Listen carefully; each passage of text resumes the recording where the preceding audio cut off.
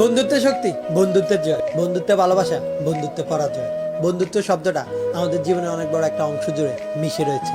বন্ধুত্ব এমন একটি শব্দ যার সাথে মিশে আছে হাসি কান্না, রাগ অভিমান আর জীবনের চলার পথে অনেকটা স্থান।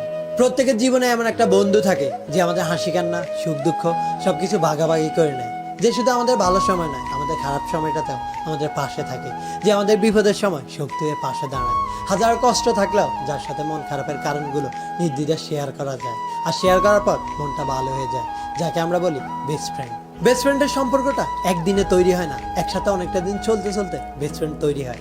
সবার জীবনে একটা বেস্ট ফ্রেন্ড থাকে যে তার জীবনের সাথে ওতপ্রোতভাবে জড়িত থাকে, যে তার খারাপ সময় তার শক্তি হয়ে পাশে দাঁড়ায়। কিন্তু সব বন্ধুত্বের সম্পর্ক দীর্ঘস্থায়ী হয় না, কিছু কিছু বন্ধুত্বের সম্পর্ক ক্ষণস্থায়ী হয়। হয়তো সামান্য ভুল বোঝাবুঝি অথবা মনোমালিন্যের কারণে অনেক বন্ধুত্বের সম্পর্কই নষ্ট হয়ে যায়, আর দুইজন দুইজনের শত্রুতে পরিণত হয়। আর একটা বেস্ট ফ্রেন্ড যখন শত্রুতে পরিণত হয় তখন সে হাজারটা শত্রুর চাইতেও ভয়ঙ্কর রূপ নেয়, কেননা সে অপর মানুষটার দুর্বলতা জেনে যায়। আর বন্ধুত্বের সম্পর্ক ভেঙে গেলে যেই মানুষগুলো শত্রু হয়ে দাঁড়ায় অথবা ক্ষতি করতে চায়, সেই মানুষগুলো বড্ড খারাপ হয়।